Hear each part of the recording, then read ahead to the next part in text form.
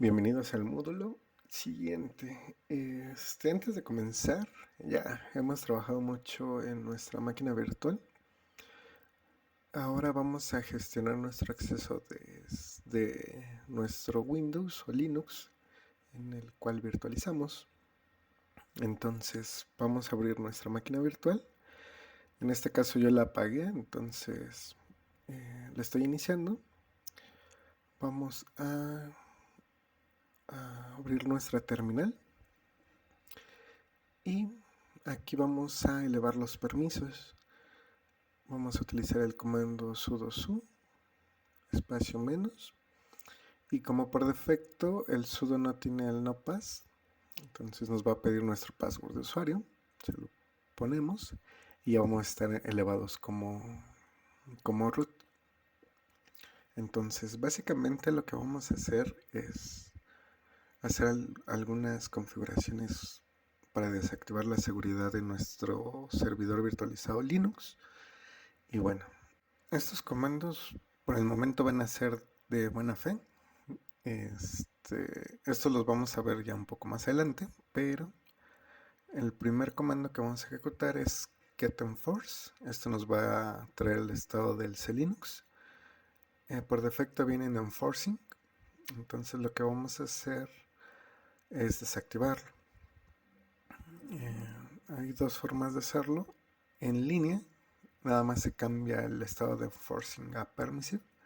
Igual tiene sus ventajas y desventajas, pero en este momento lo vamos a desactivar completamente. Vamos a darle un VI a etc, diagonal cell linux, diagonal config, y nos vamos a la línea donde dice clinux igual enforcing. Se lo vamos a cambiar por permissive, no, mentira, por disable. Y vamos a guardar y salir de este archivo de configuración. Posteriormente vamos a deshabilitar el firewall-d.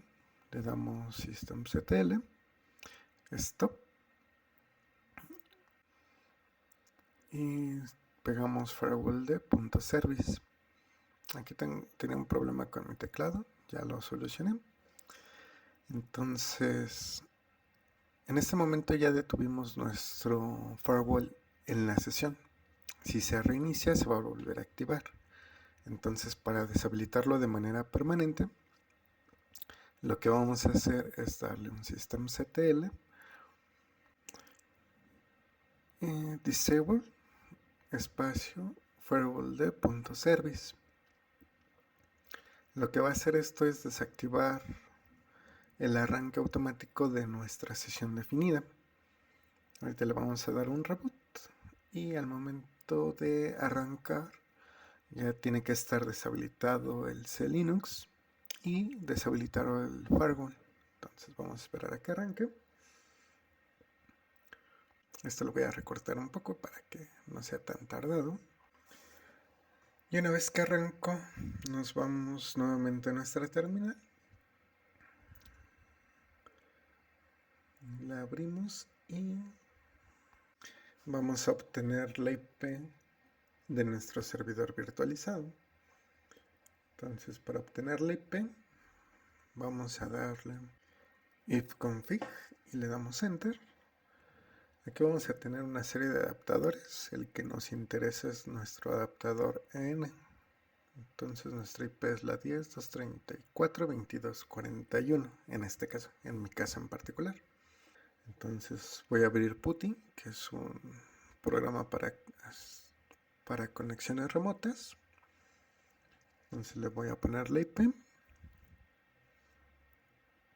y le doy Open. Ya que le di Open, me va a traer la ventana para que iniciemos sesión.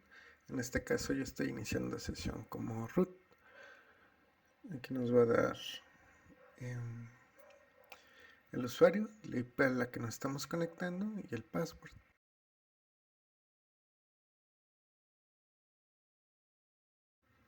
Ahora bien, la parte de permisos. Los permisos básicos con los que podemos trabajar en Linux son tres. Esos son los permisos de lectura, escritura y ejecución, que pueden estar definidas como R para lectura o 4 en decimal, W para escritura o 2 en decimal y X para ejecución o 1 en decimal.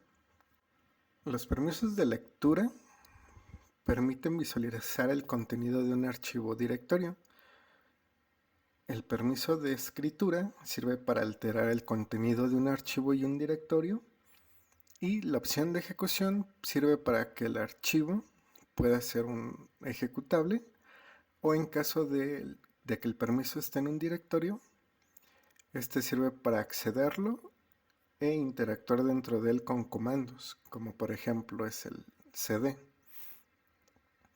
Estos a su vez se dividen en 3 grupos, que son usuario propietario, grupo propietario y otros. El grupo de otros se define para cualquier otro usuario que no esté dentro de los grupos anteriores. Aquí lo vamos a ver, por ejemplo, si nosotros nos cambiamos a nuestro usuario.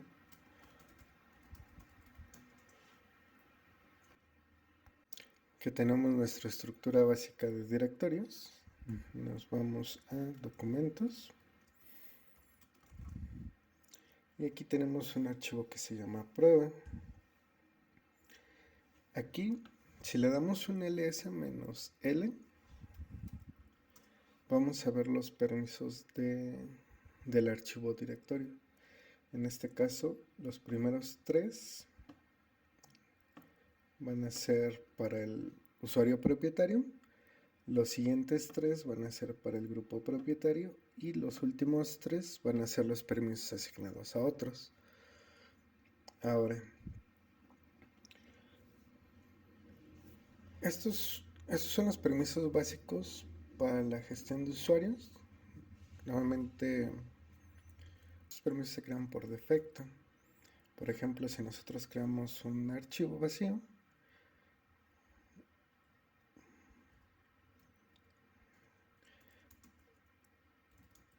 y le damos un ls,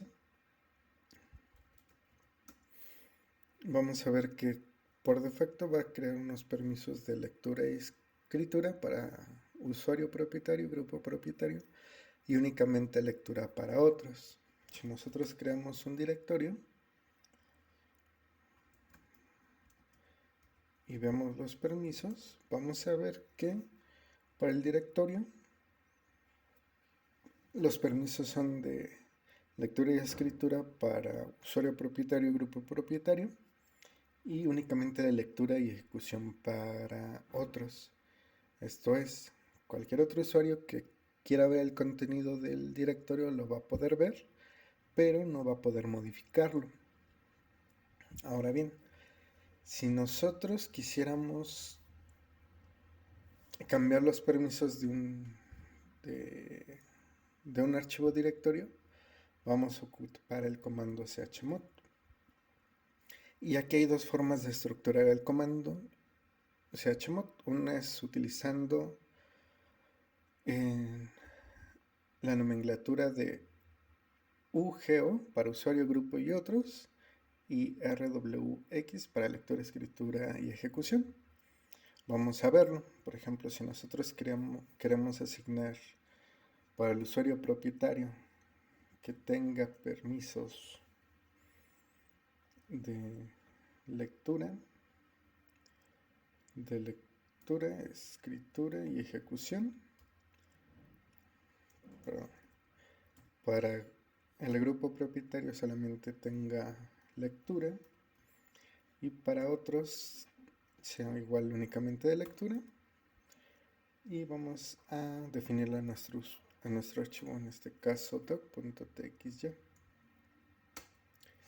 Si nosotros le damos un ls-l,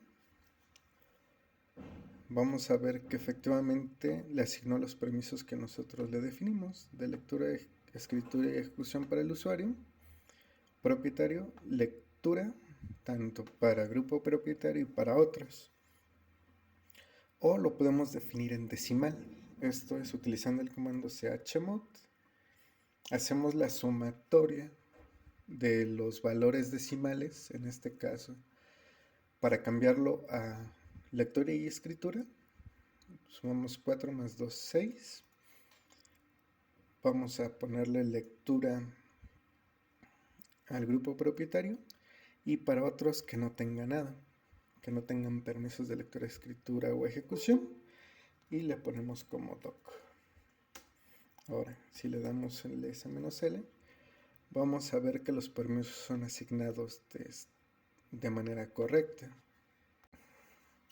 Este me estuvo cortito, pero otra parte importante en la administración y nuevamente en las cuestiones de seguridad es saber cómo definimos nosotros los permisos que le va a otorgar el sistema operativo cuando creemos un usuario o una carpeta.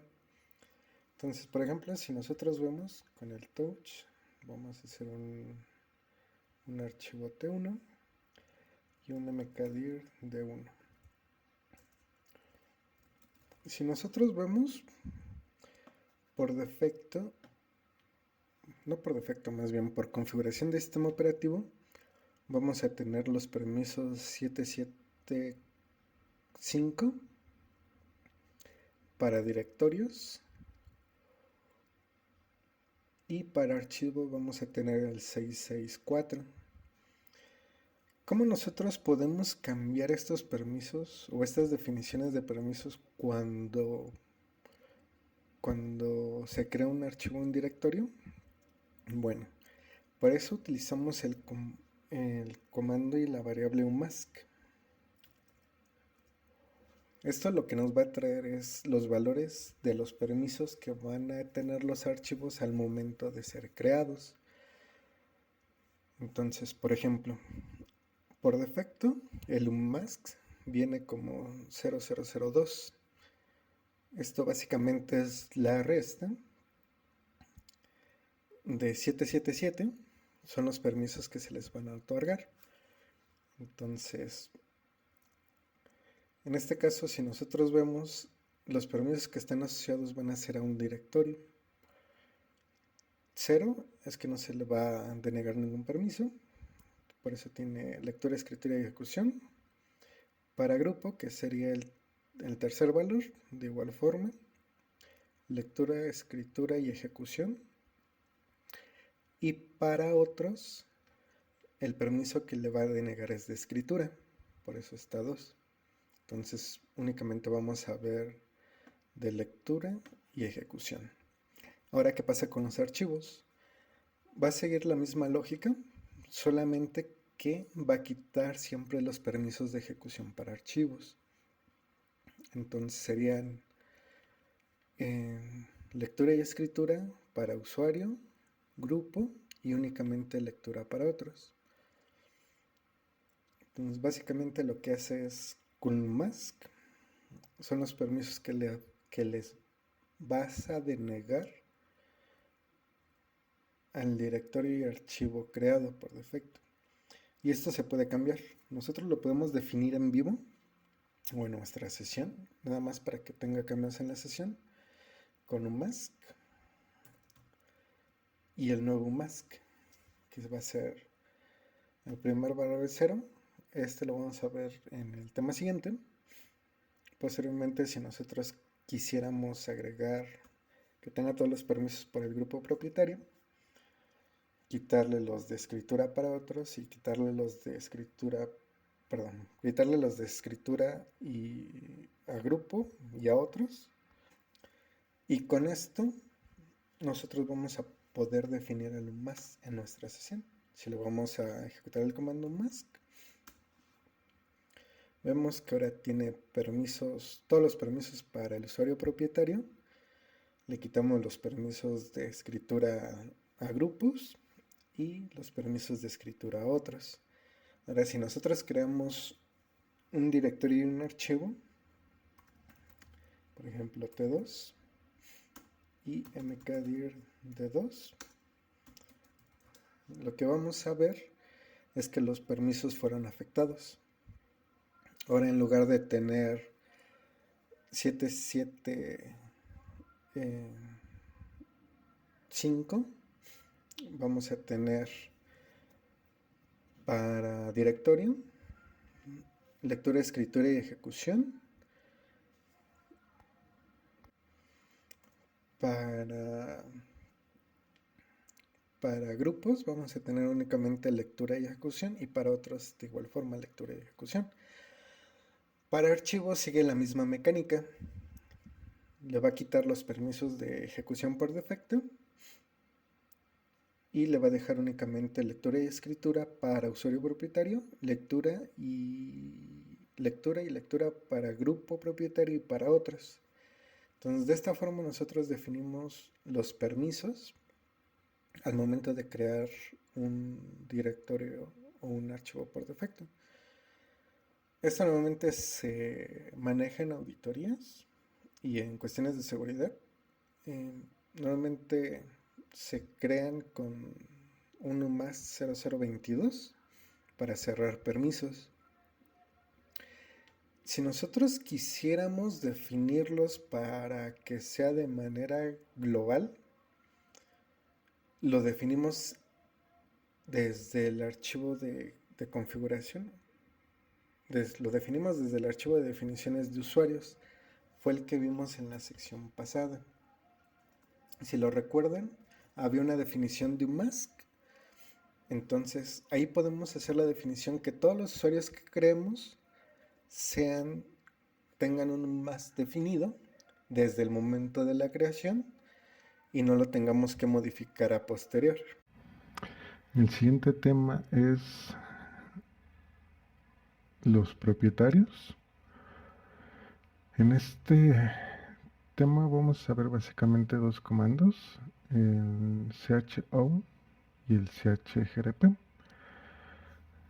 El CHO nos va a permitir cambiar el usuario propietario y el grupo propietario, a diferencia del CHGRP. Este nos va a cambiar únicamente el grupo propietario al que pertenece a un directorio o un archivo. Básicamente los comandos o la sintaxis que vamos a utilizar para cambiar los grupos es la siguiente. Vamos a irnos en este caso a nuestro home del usuario y nos vamos a ir a documentos donde estamos trabajando. Entonces, para hacer el cambio, la sintaxis es chowner, por ejemplo root y root. Para nuestro doc.txy, entonces si le damos un ls-l, vamos a ver que cambió el grupo propietario y el usuario propietario. Para los directorios la mecánica es la misma, pero hay una pequeña diferencia. En este caso vamos a crear un archivo touch, vamos a crear un .txt, y si vemos aquí el usuario es root, el grupo root, y en el directorio es nuestro usuario es de un día más, igual en el grupo propietario. Si nosotros quisiéramos cambiar únicamente el grupo propietario y el usuario propietario de la carpeta, vamos a dar el chown, vamos a dejarle como root un día más a nuestro D1. Si nosotros vamos,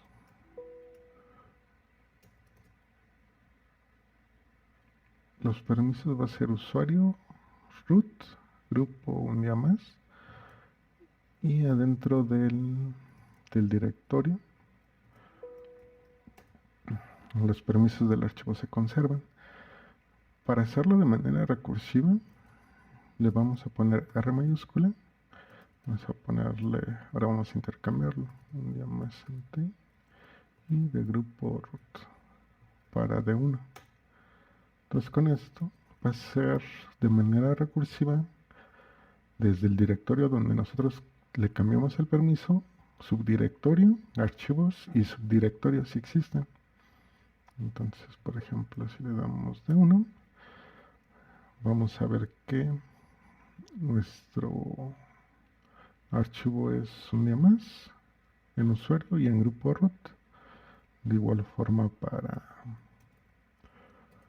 el directorio de 1 es un día más y el usuario root. Para el chgroup es semejante, generalmente es chgrp.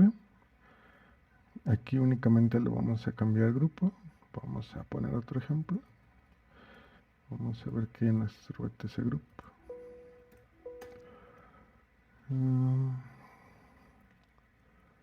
Vamos a cambiarle a sys. Entonces le damos exactamente igual, chgroup sys. En este caso lo voy a hacer a prueba. Y vamos a ver que en prueba, el archivo prueba, cambió el grupo únicamente. Si lo quisiéramos hacer de manera recursiva, utilizamos la R. Sí le vamos a dar a T1. Entonces, vamos a ver que en D1 nuestro grupo cambió a sys y de igual forma en el archivo dentro del directorio cambió a sys. Hay otras banderas, por ejemplo, para cambiarle permisos a las ligas simbólicas, dependiendo qué cambios necesitamos hacerle, va a ser la bandera que vamos a seleccionar. Entonces, esto sería la parte de propietarios. Vamos con el siguiente tema. Para el tema de Sticky Bit es GUID y SUID. Bueno, empecemos con Sticky Bit. Este básicamente es un permiso de acceso que puede ser asignado a un fichero o a un directorio, aunque históricamente su fin era otro. Actualmente el Sticky Bit se utiliza sobre directorios. Cuando se le asigna un directorio significa que los elementos que existen dentro de ese directorio solo pueden ser renombrados o borrados por el propietario o bien por root. El resto de usuarios que tengan permisos de lectura y escritura los podrán leer y modificar, pero no borrar. Comúnmente es utilizado en el directorio tmp y algunas aplicaciones le definen el sticky bit sobre el PID o sobre algún fichero que generan durante el arranque. Este permiso se puede definir o eliminar mediante los siguientes comandos, que es el chmod 1 755, que son los permisos que vimos en el tema anterior. Con este lo habilitamos. También lo podemos habilitar únicamente con chmod más t o deshabilitarlo con chmod menos t. Entonces, ¿cómo funcionaría esto en nuestro directorio? Entonces, por ejemplo, si nos vamos nosotros a raíz, vamos a ver que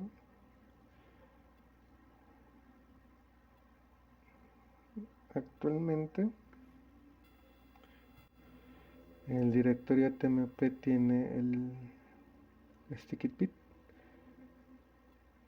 Este se ve cuando pone una menos t en otros. Entonces, si nosotros entramos a tmp, aquí todos los archivos que existen o que fueron creados por una aplicación van a ser únicamente borrados, eliminados por sí mismo o por root. Entonces vamos a ver. Vamos a crear para este ejemplo un directorio nuevo.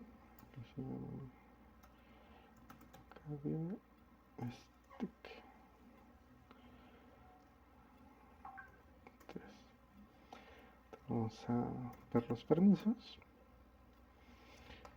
Y vamos a ver que este directorio no tiene SticketBit. Entonces vamos a cambiarle el grupo propietario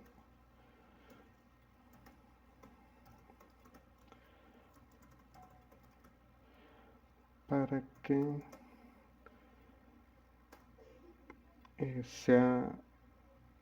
sea diferente a root, simulando que estamos trabajando como un usuario convencional. Y vamos a darle los permisos. Chmod,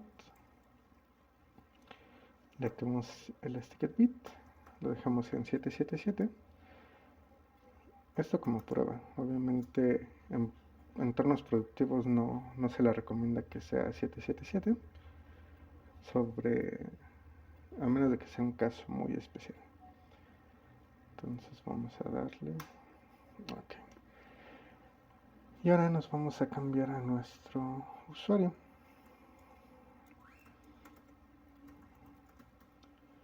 Y nos vamos a nuestro directorio tmp stk3. Si nosotros le damos abajo, si nosotros vemos, tiene todos los permisos y tiene activo la bandera de SticketBit. Entonces nos vamos al directorio. Aquí vemos que podemos crear más directorios, mkdir,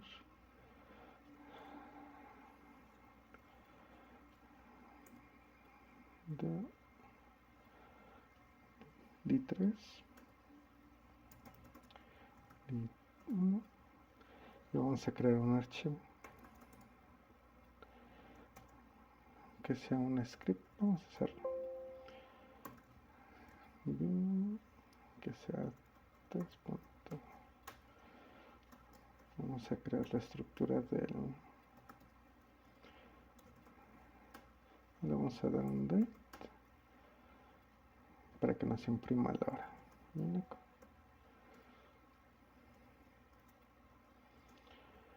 Entonces le cambiamos los permisos, que sea 777 test,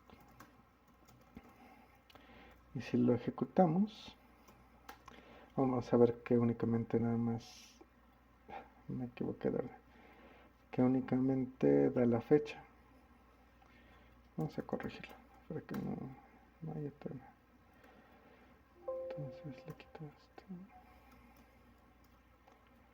Listo. Ahí está nuestro script. Ahora vamos a abrir otra ventana de PuTTY para seguir haciendo las pruebas. Bueno, ya que tengo mi otra sesión abierta, vamos a hacer la prueba. Aquí nos vamos a cambiar al usuario fulanito que hemos creado en los ejercicios anteriores, y nos vamos al directorio tmp y nos vamos a stk. Entonces, como ven, puedo interactuar. Vamos a ejecutar el script,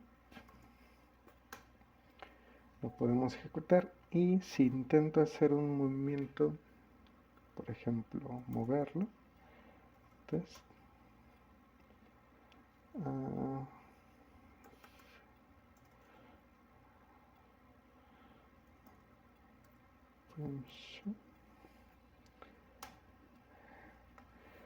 me dice que la operación no está permitida. ¿Por qué? Precisamente por el SticketBit del directorio. O sea, aunque ya tenga todos los permisos de lectura, escritura y ejecución, si está habilitado el SticketBit, yo no puedo hacer ningún cambio dentro del directorio. Entonces, básicamente para eso sirve el SticketBit, restringir los permisos de borrado, renombrado de archivos. Adicionalmente se encuentra el SUID, que cuando se activa el bit USID sobre un fichero, significa que el que lo ejecuta va a tener los mismos permisos de ejecución de quien creó el archivo o el shell. Esto es útil en algunas ocasiones, aunque hay que utilizarlo con cuidado, ya que puede haber problemas de seguridad. Normalmente lo que es SUID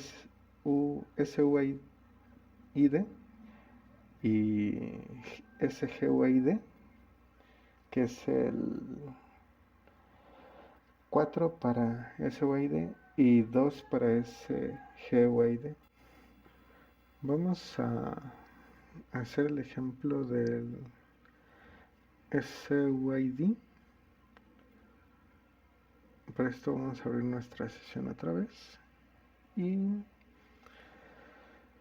bien, como les comenté, va a ser la ejecución como si fuera el usuario propietario del archivo. Entonces para esto vamos a irnos a root, y para este ejemplo vamos a utilizar un binario que ya existe. Entonces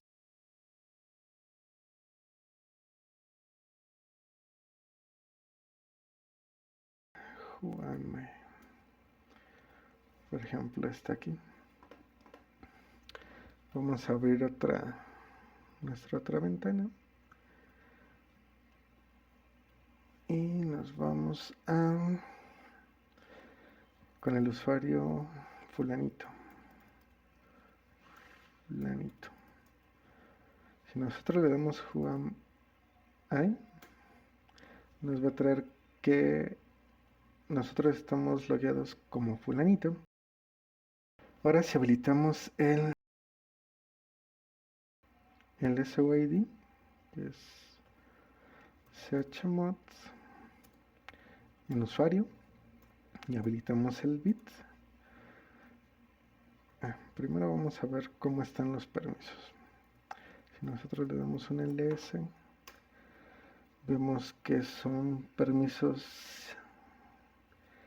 de lectura y escritura para root, lectura y ejecución para usuario y otros. Entonces le damos un chmod usuario más el bit hacia Huayam, y ahora vemos los permisos.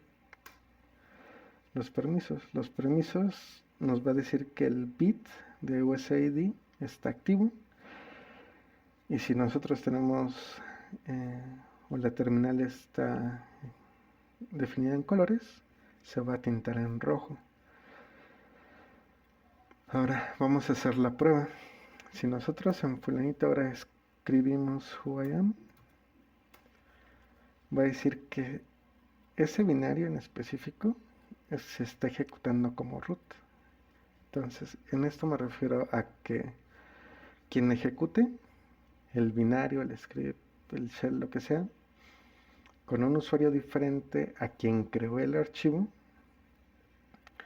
lo va a ejecutar como si fuera el usuario creador del archivo. Entonces en este caso vemos exactamente el ejemplo. Ahora si nosotros le quitamos los permisos de ejecución, chmod al usuario le quitamos el de ejecución,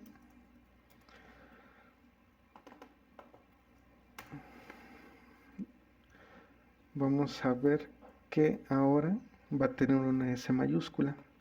Esto significa que está activo el bit, pero los permisos de ejecución están desactivados. Entonces ahí nos podemos dar una idea. Ahora volvemos a darle los permisos de ejecución y vamos a desactivar el bit. chmod user menos el bit de USID a Huayam. Damos los permisos, vuelve a ser todos los permisos para el usuario, lectura y escritura, lectura y ejecución para grupo y otros. Y si volvemos a ejecutar el comando de nuestro usuario, vamos a ver que nos va a traer el usuario donde estamos logueados. Para el GeoID es exactamente lo mismo, nada más que va a interactuar con grupos. Entonces, en este caso interactuaría con el grupo root. Y bueno, eso sería básicamente todo en la parte de StickItBit, SOID y SGOID. Como les comenté, esto ya casi no está en uso, precisamente por los problemas de seguridad que pueden llegar. Pero sí he visto que en algunas aplicaciones que se instalan, precisamente cuando son usuarios o grupos compartidos, aplicaciones de tercero, activan el bit UID para que otros usuarios lo puedan ejecutar. Normalmente es para inicializar programas de terceros, algunos software de middleware, para evitar precisamente de que usuarios ejecuten sin querer un script de arranque de una aplicación y tengan problemas que sobrescriba permisos en archivos de configuración, que sí ha llegado a pasar. Y bueno, sí es un poco complicado. Entonces, normalmente para eso se ocupan el SUID y SGID. Bueno, sin más, muchas gracias.